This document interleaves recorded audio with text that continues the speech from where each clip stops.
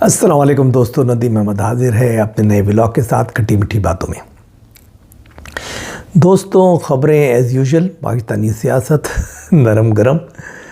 تو خبریں بہت ساری۔ اب اس میں جو سب سے پہلے تو یہ ہے کہ حکومت پاکستان نے ایک نئی ایجنسی بنانے کا اعلان کر دیا ہے، NCCIA یعنی national cyber crime investigation agency. یہ کیا ہے اور یہ کیا کرے گی سائبر کرائم کے بارے میں، تو ہم اس کے بارے میں آپ کو آگے چل کے بتائیں گے تفصیلاً۔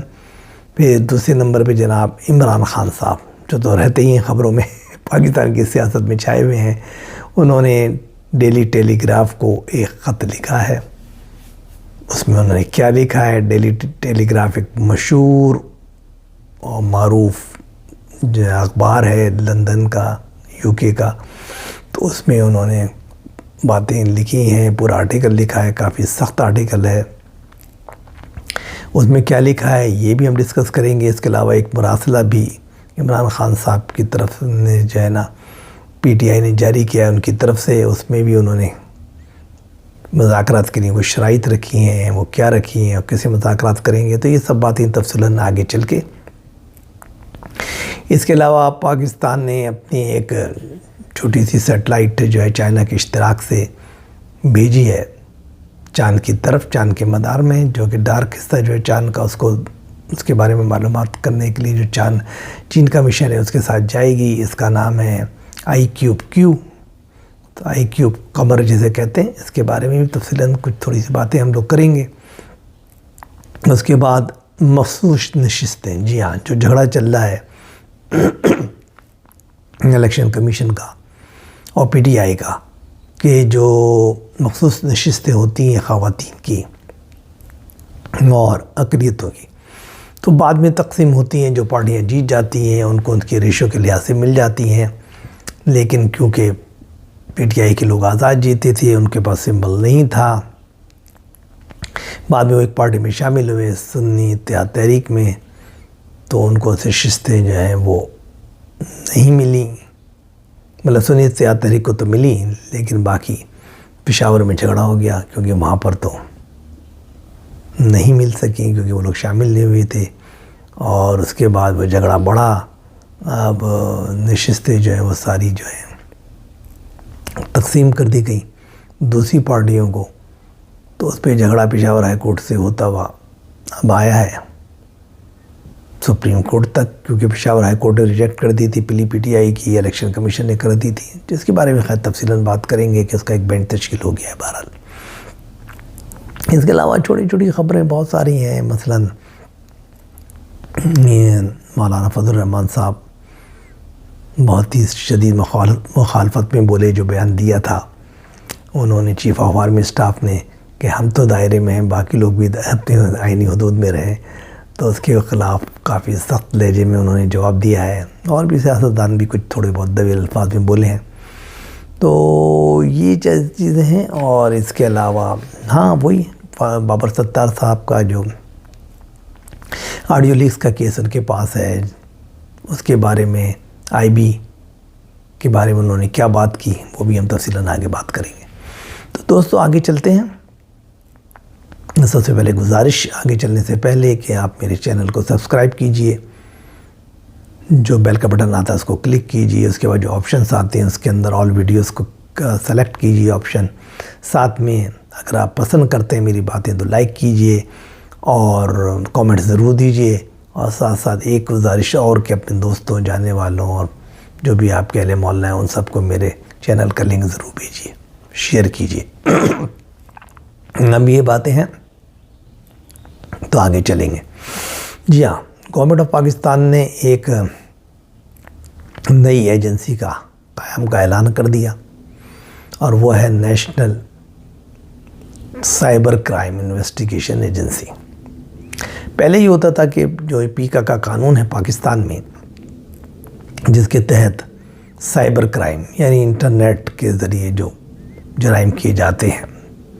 تو ان کو روکنے کے لیے PICA کا قانون بنایا گیا تھا، اور اس میں بڑے سخت چیزیں ڈالی گئی تھی، جس پہ صحافیوں نے بڑے جلد سے جلوس نکالے، کچھ چیزیں روک دی گئیں، کچھ مطلب ان پہ عمل درآمد، کچھ چیزیں خارج بھی کی گئیں، لیکن بہرحال وہ پکا کا قانون پاس ہو گیا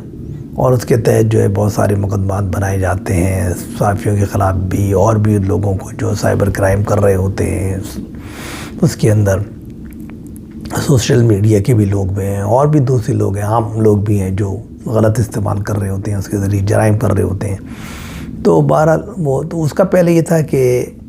ایف آئی اے انویسٹیگیشن کرتی تھی اور ایف آئی اے کے پاس اختیار تھا، لیکن ان کے پاس ایک چھوٹا سا ونگ بنا ہوا تھا سائبر کرائم کا، لیکن نہ کوئی ایکسپرٹیز تھی،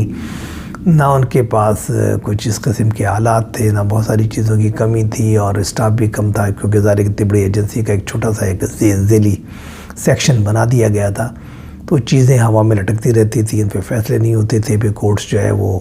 ان پہ سازش بھی کرتی تھی ایف آئی اے پہ کہ بھئی تمہارا تو اختیار ہی نہیں ہے، تم نے کیوں کیا. اس کو توڑنے کے لیے اور اس کا وہ سدباب کرنے کے لیے ایک نئی ایجنسی کا قیام کر دیا گیا ہے. اب یہ ایجنسی جو ہے وہ جو ساری انویسٹیگیشن یہ کرے گی سائبر کرائمز کی، اور ایف آئی اے سے اس کا کوئی تعلق نہیں ہوگا. اب ظاہر ہے اس کو بننے میں ٹائم تو لگے گا، نہیں بن تو گئی ہے، نوٹیفائڈ ہو گئی ہے، لیکن اس کے ڈی جی بنانے میں اور دوسرے اسٹاف اور آفس اور یہ اس میں 8-10 مہینے سال تک لگ سکتا ہے. تو جب تک تو ایف آئی اے کام کرتی رہے گی، اس کے بعد یہ تمام امور جو ہیں ان کے پاس چلے جائیں گے. اب اس کے فوائد گورنمنٹ کے حاصل کرنا چاہتی ہے. بیسیکلی گورنمنٹ جو ہے نا وہ لوڈ کم کرنا چاہتی ہے ایف آئی اے کو، اور بدنامی سے بچانا چاہتی ہے کہ ایف آئی اے کیونکہ جنرلی ایک فیڈرل انویسٹیگیشن ایجنسی ہے تو وہ بہت سارے کام کر رہی ہوتی ہے. تو جب یہ کام بھی وہ کرتی ہے تو پرابلم یہ آ جاتی ہے کہ وہ لوگ جب کورٹ میں جاتے ہیں تو کہہ دیتے ہیں کہ بھئی یہ تو ایجنسی جو ہے پہلے ہی ہمارے پیچھے لگی ہوئی تھی اور اس کو جان بوجھ کے جو ہے نا سائبر کرائم کے اندر ہم کو پکڑا ہے، اور یہ بہت ساری باتیں تھیں. اور پھر ان کا طریقہ بھی ڈیفرنٹ ہے، ظاہر ہے کہ وہ جو انویسٹیگیشن کرتے ہیں ان کا ایک طریقہ کار ڈیفرنٹ ہے. تو وہی طریقہ کار انہوں نے سائبر کرائم میں بھی اپنایا تھا، جس کی وجہ سے بہت زیادہ آبجیکشن تھا صحافی برادری کو بھی اور دوسرے لوگوں کو بھی، اور کورٹس میں بھی سارے کیس جو ہے نا گورنمنٹ ہار جاتی تھی. ایف آئی اے کی طرف سے وہ جواب نہیں جاتا تھا تسلی بخش. ان سب چیزوں کو کنٹرول کرنے کے لیے اتھارٹی بنائی گئی ہے. تو دیکھیے اس سے کیا بینیفٹ گورنمنٹ کو ملتا ہے، حکمرانوں کو ملتا ہے، اور ساتھ ساتھ میں جو ہمارے مقتدر حلقوں کو ملتا ہے، یہ آنے والا وقت بتائے گا. دوسرے نمبر پہ عمران خان صاحب. جی ہاں، عمران خان صاحب جو ہیں وہ ہمیشہ خبروں میں اپنے آپ کو رکھتے بھی ہیں اور اپنے کارکنوں کو بھی کافی کہتے ہیں نا کہ پرجوش رکھتے ہیں، اور ان کے لیے کچھ نہ کچھ ایسی باتیں ضرور کرتے ہیں جس کی وجہ سے ان کی جو حمایت قائم رہے. انہوں نے ایک آرٹیکل لکھا جیل میں ہے، کیسے پہنچا باہر، جو بھی پہنچا. خیر ہم اس کی بحث پہ نہیں پڑھیں گے. تو ڈیلی ٹیلی گراف ایک گرامی اخبار ہے لندن کا، یو کے کا، اس کے اندر یہ آرٹیکل شائع ہوا ہے. اس آرٹیکل میں عمران خان صاحب نے وہی باتیں کی ہیں جو ان کا شروع سے موقف رہا ہے، یعنی کہ انہوں نے زیادہ لان تان تو اسی کو کیا ہے، مقتدرہ کو کیا ہے اور اعلیٰ فوجی حکام کو کیا ہے، اور پھر الزام یہ بھی عائد کیا ہے کہ میرے مینڈیٹ کو چوری کیا گیا ہے اور میں الیکشن جیت چکا تھا اور سب کچھ کیا، اس کے باوجود کہ میرے ساتھ بڑی زیادتی کی گئی، مجھے سمبل نہیں دیا گیا، مجھے ایکٹیو میری پارٹی کے لوگوں کو جو ہے وہ الیکشن مہم چلانے کی اجازت نہیں دی گئی، اور پارٹی توڑی گئی، اور لوگوں کے بیانات دلوائے گئے، اور لوگوں کو علیحدہ کرایا گیا. جو ایک پورا ایک منظم جو طریقہ کار نظر آتا ہے وہ سب بیان، لوگ قید میں گئے. 9 مئی کو میرے ساتھ یہ ہوا، اس کے باوجود وہ کہتے میں جیت گیا تھا، میرا مینڈیٹ چرایا گیا اور ایک جعلی حکومت بنائی گئی ہے، جبکہ میں تو 2/3 میجورٹی سے جیت چکا تھا، اور میرے ساتھ بہت ظلم روا کیا جا رہا ہے، میری پارٹی کے ساتھ، میری بیوی کے ساتھ بھی بہت مظالم ڈھائے جا رہے ہیں. اور ایک بات انہوں نے اور بھی کہی کہ اگر مجھے کچھ ہوتا ہے،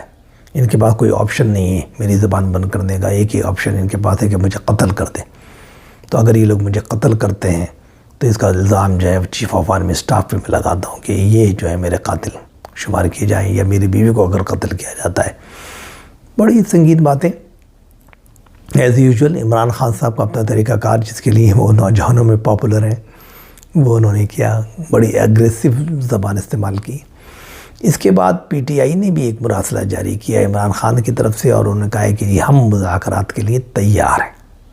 جی ہاں، عمران خان صاحب کی طرف سے مراسلہ جاری کیا ہے پی ٹی آئی نے، ان کی پارٹی نے. اس نے کہا ہے کہ جی عمران خان صاحب کی طرف سے کہا گیا ہے کہ میں اور میری پارٹی بات چیت کے لیے تیار ہیں، لیکن ہماری بات چیت اس سے ہی ہوگی جو ہمارا سب سے زیادہ مخالف ہے.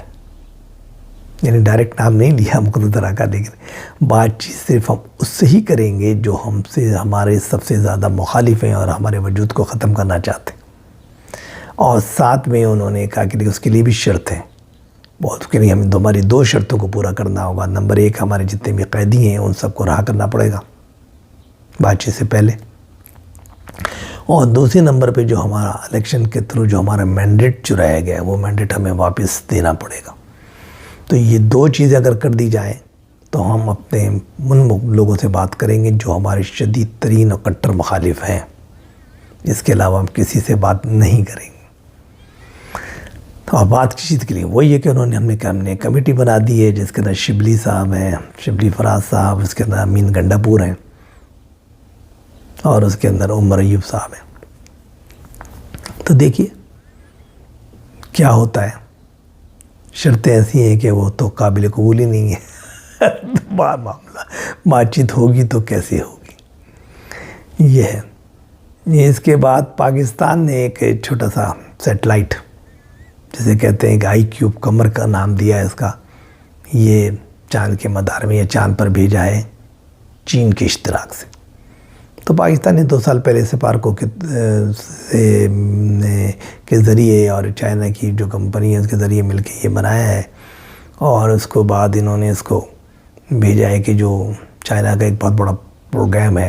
چاند کے بارے میں ریسرچ کا، جس کا نام ہے چینگ E6. اس کے ذریعے ان کے وہ بھیجتے رہتے ہیں راکٹس وغیرہ چاند پہ، اور مختلف جو چاند کے حصے ہیں ان کی وہ اسٹڈی کرتے ہیں. تو اس دفعہ جو یہ جا رہا ہے وہ جو ڈارک حصہ ہے، کالا حصہ یا ڈارک پورشن کہلاتا ہے چاند کا، جہاں کافی کم لوگ گئے. روشن والے پہ تو زیادہ تر دنیا کے لوگوں نے، اپنے ممالک نے اب تک بھیجا ہوا ہے، لیکن یہ بہت کم لوگ گئے. تو وہاں پر یہ جائے گا اور مشن کے اندر جو ہے نا وہ جا کے وہ وہاں کی چٹانیں، مٹی اور یہ وہ سب چیک کرے گا کہ وہ یہ جو بلیک پورشن ہے اس میں کیا کیا چیزیں ہیں، کس ٹائپ کی ہیں. وہ لے کر بھی آئیں گے ان پیسز کو، اور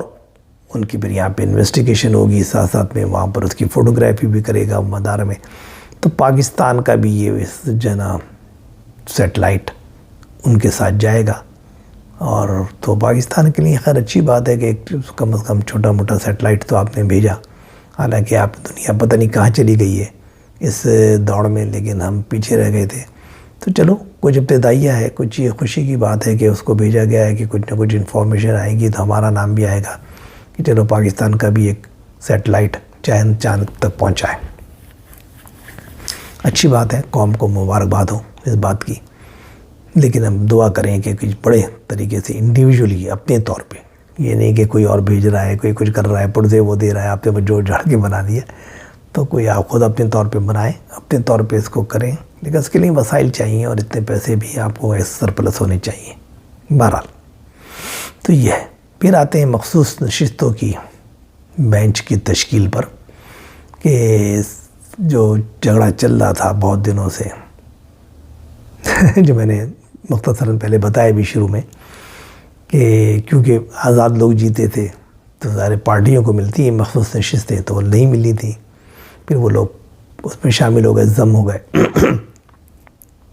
سنی اتحاد کونسل میں. تو وہاں پہ بہرحال اس کے نام سے ان کو جو ہے سندھ میں، بلوچستان میں اور پنجاب میں اور فیڈرل میں تو مل گئیں. لیکن پشاور میں لوگ کیونکہ شامل نہیں ہوئے تھے اس پارٹی میں، بلکہ انہوں نے اپنی انڈیویجول حیثیت رکھی تھی، گنڈاپور وغیرہ نے، پی ٹی آئی نے. تو نتیجہ ہے وہ کہ ان کو نشستیں نہیں ملی. یہ تو چلو ایک بات ہے کہ آئین کے تحت یہ ہے کہ اگر آپ نے درخواست دی ہو اور آپ کو نشستیں دی جائیں، تو پارلیمانی پارٹی، آپ پارلیمانی پارٹی نہیں تھی کیونکہ آزادوں کا گروپ ہے اور آزاد گروپ نے حکومت بنا لی ہے، تو اس کو مخصوص نشستیں نہیں ملتی. لیکن سوال یہ کہ کیا وہ مخصوص نشستیں اگر ان کو نہیں ملتی تو کس کو ملیں گی؟ تو اس پہ الیکشن کمیشن نے خود ہی فیصلہ دے دیا کہ یہ جو ہے دوسری پارٹی کو مل جائیں گی، جن کی اس اسمبلی میں تھوڑی بہت نمائندگی ہے، تو ان کو ہم دے دیں گے. تو یہ ایک بڑا ڈیبیٹیبل تھا اس کے اندر. ایون خود الیکشن کمیشن نے جب بھی فیصلہ کیا تو وہاں پہ ان کا جو پنجاب کے ممبر ہیں انہوں نے اس پہ آبجیکشن بھی کیا تھا. تو وہ متفقہ فیصلہ نہیں تھا، بہرحال فیصلہ آیا اور وہ نشستیں مل گئیں ان پارٹیوں کو، جس میں پیپلز پارٹی بھی ہے، جو نیشنل عوامی پارٹی بھی ہے، اور مسلم لیگ نون بھی ہے، جو بھی ہے وہاں بھی تھوڑی بہت. اب مولانا فضل الرحمان کی جو پارٹیاں وہاں پشاور میں ہیں KPK کی صوبائی حکومت میں، ان سب کو وہ بانٹ دی گئیں، لیکن ان کو پھر حلف نہیں اٹھانے دیا گیا، اور اسپیکر جو ہے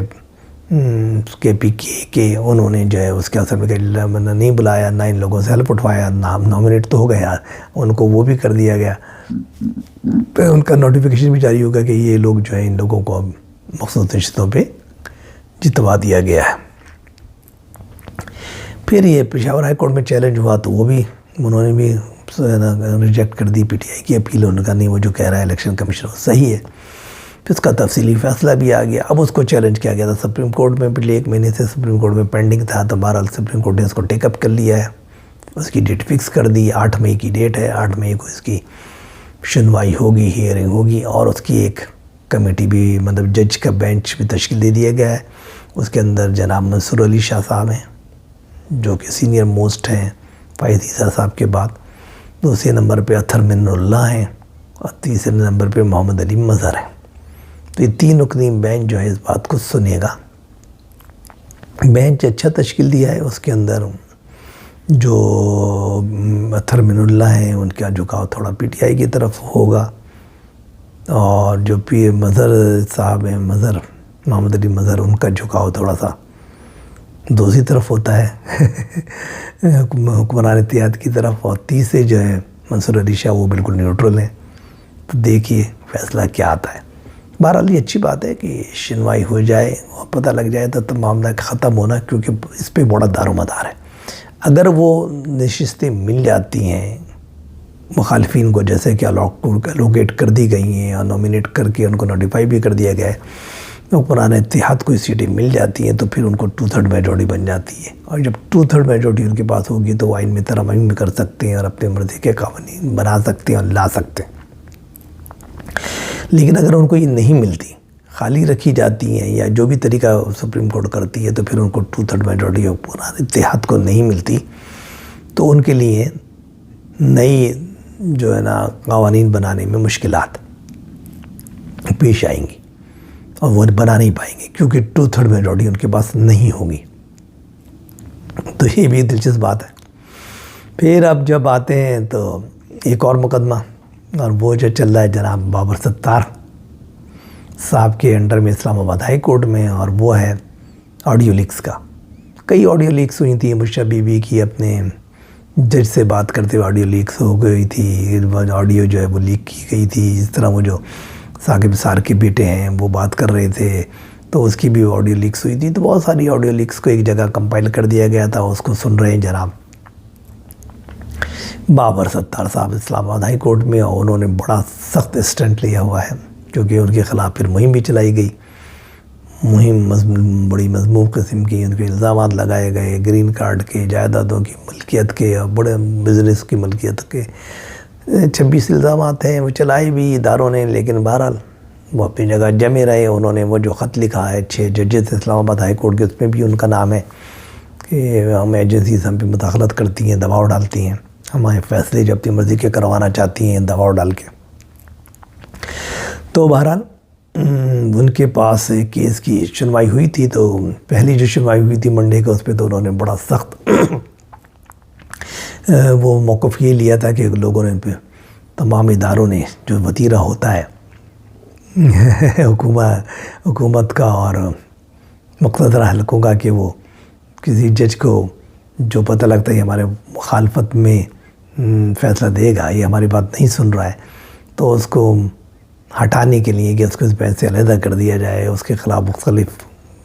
مطلب الزامات لگاتے ہیں اور مختلف باتیں لے کر آتے ہیں۔ تو وہ اس میں جو پاکستان ٹیلی کمیونیکیشن ہے، PTA اتھارٹی، پھر پیمپرا جو ہے، اور اس کے بعد جو ہے FI ہے اور IB ہے، ان چاروں نے یہ وہ دائر کی تھی درخواستیں کہ جناب یہ ہماری بات نہ سنیں، کیونکہ تو ہمارے مخالف ہیں، کہ PTA نے کہا یہ تو ہمارے جو ہے پہلے وکیل رہے ہیں ہماری طرف سے، تو یہ کانفلکٹ آف انٹرسٹ ہے FIA وغیرہ نے، اور انہوں نے کہا کہ بھائی آپ جو ہیں وہ تو آپ نے جو خط لکھا اس میں آپ کے سائن ہیں، اور جو 6 ججز نے خط لکھا ہے تو آپ تو ویسے ایجنسیز کے مخالف ہیں، تو آپ نے جب لکھا ہوا ہے تو ہماری ایجنسی FIA وغیرہ اور IB تو اس کا آپ مخالف ہے تو فیصلہ مخالفت میں ہی دیں گے ہمارے، تو ہم ایسے آدمی کو جو ہے آپ تو امپارشل نہیں رہے، غیر جانبدار نہیں رہے، تو آپ ہٹ جائیں اس کے سے۔ تو انہوں نے اس پہ بڑا سخت موقف لیا، اس نے کہا بھائی ہم نے صرف ISI کے خلاف لکھا ہے، کسی کے خلاف نہیں لکھا، اور اگر ہم یہ بات لکھی تو اس کا مطلب یہ ہے کہ آئندہ جو بھی کیس ہوگا کسی بھی ایجنسیز کے خلاف پاکستان میں، تو اس کا میں اس کو سن ہی نہیں سکتا۔ یہ کیا بیوقوفانہ بات ہے؟ وہ خط ایک الگ چیز ہے، وہ ایک الگ بات ہے، یہ الگ مسائل ہیں۔ تم لوگ جان بوجھ کے ڈیلے کرنے کے لیے میری ذات کو بدنام کرنے کے لیے کر رہے ہو، تو انہوں نے سب پہ 5-5 لاکھ کا جرمانہ ٹھوک دیا، اور ساتھ میں نے کہا کہ اب جن لوگوں نے یہ خط مطلب یہ لیٹر لکھوایا ہے ڈیلے کا یا میری ذات کو ہٹانے کا یہاں سے، وہ کون ہے ان کا نام بتایا جائے، تاکہ میں ان کے خلاف جو ہے توہین عدالت کی کارروائی بھی شروع کروں۔ تو اس میں یہ پتہ نہیں چلا تھا منڈے کو کہ 3 کا تو پتہ لگ گیا تھا اداروں کا، لیکن IB کا نہیں پتہ لگا تھا، لگایا تھا شاید IB کے خلاف کچھ انہوں نے نہیں کیا ہے۔ تو آج جب کارروائی شروع ہوئی تو IB کے طرف سے جناب جو ڈپٹی اٹارنی جنرل ہیں وہ آئے، انہوں نے کہا میں یہ کہنا چاہتا ہوں کہ وہ وڈرا کرنا چاہتے ہیں جو درخواست دی تھی IB نے کہ ہمیں آپ کو جو ہے آپ ہٹ رہے ہیں، اپنے آپ کو الگ کر لیں اس کیس سے۔ تو اس پہ انہوں نے کہا میاں کون سی بات کر رہے ہو تمہارا دماغ بھی صحیح ہے، ابھی میں نے تو جو وہ فیصلہ تھا منڈے والا وہ لکھا نہیں ہے، تفصیلی آئے گا، تو اس میں تو ہم نے تو پہلے ان کو بھی 5 لاکھ جرمانہ کر دیا ہے، اور ان کی بھی نپٹا دی ہے کہ درخواست، تو ان 3 کے ساتھ ساتھ ان کا بھی ہوا ہے۔ تو خاموش ہو گیا، یہ کیا ہو سکے جی، یہ سب ہو چکا پہلے، اور وہ سب ہونے کے بعد اب تو توہین عدالت کی کارروائی کے لیے تیار رہیں، اور میرا جو تفصیلی فیصلہ جو منڈے کی ہیئرنگ کا آئے گا اس پہ ہم ان 4 اداروں کو ہم نے جرمانے بھی کیے ہیں، اور 4 اداروں کے ان لوگوں کو جنہوں نے انیشیٹ کرایا تھا اپنے جونیئر سے کہہ کر کہ بھائی تم یہ خط لکھو، تو ان کو بھی ہم نے بلایا تاکہ ان کی بات سنیں اور پھر ان کو توہین عدالت کا نوٹس دیں۔ کافی سخت موقف جو ان کا طریقہ کار ہے، اور پھر آپ نے جلدی پر تیل بھی کر دیا کہ ان کے خلاف مہم چلا دی، تو وہ تو اور بھی زیادہ چراغ پائیں۔ تو بہرحال دیکھیے آگے چل کے کیا ہوتا ہے۔ اب اس میں 2 باتیں ہیں، ایک تو یہ کہ سائبر آڈیو لیک کا کیس ہے، وہ تو فیصلہ الگ ہوگا، ساتھ ساتھ میں یہ جو انہوں نے کیا ہے تو یہ فیصلہ الگ ہوگا، تو 2 کیسوں کے بڑے دلچسپ وہ باتیں سامنے آئیں گی۔ یہی ہے، اور پھر چلتے چلتے یہ ہے کہ مولانا فضل الرحمان صاحب جو ہیں وہ بڑے سخت لہجے میں جواب دیا ہے۔ انہوں نے آرمی چیف کو جو انہوں نے بیان دیا تھا کہ آئینی حدود میں تمام ادارے رہیں، انہوں نے کہا جی ہم تو رہتے ہی ہیں آئینی حدود میں، پچھلے 70 سال سے ہم سیاستدان رہ رہے ہیں، یہ تو فوج یہ جو کہ آئینی حدود میں نہیں رہتی، وہ ماشاءاللہ لگاتی ہے۔ 3 آپ کے ڈکٹیٹر آ چکے ہیں، اور 3 جو ڈکٹیٹرز جو ہیں انہوں نے آ کے جو ہے 10-10 سال کی حکمرانیاں کی ہیں، اور پر ایک نے جو ہے یہ جو ہوتا ہے وہ کیا نام تھا یحییٰ خان نے 3 سال کی ہے، تو یہ تو سارا تو کھیل ہی آپ لوگوں کے ہاتھ میں، تو آپ ہم سے کیوں ایسی باتیں کر رہے ہیں، اور کافی زیادہ سخت بیان دیا۔ تو اس میں بات وہی ہے نا یار کہ وہ کسی نے کہا ہے کہ سیاسی باتوں میں آرمی کے لوگوں کو انوالو نہیں ہونا چاہیے۔ آپ اپنے تشخص کو عوام میں ایسے رکھیں کہ آپ کا جو کام ہے وہ فوج ہے، اور شو کریں کہ آپ سیاست میں انوالو نہیں ہیں۔ آپ ہیں، لوگوں کو نظر آ رہے ہیں، لیکن اپنی زبان سے نہ کہیں، خاموش رہنا سیکھیں، برداشت کریں۔ اور آپ بھی ISPR آپ کا وہ ادارہ ہے، اگر بہت ایسی بات آتی ہے تو ISPR جو ہے نا وہ بیان جاری کر سکتا ہے۔ آپ کبھی بھی سیاست میں نہ بولیں، کیونکہ ظاہر ہے کہ آپ ایک عہدے پر ہیں، آپ بولتے ہیں دیکھ تو یہ پتہ لگتا ہے کہ واقعی آپ سیاست میں انوالو ہیں یا سیاست میں کچھ ایکٹیویٹی کر رہے ہیں۔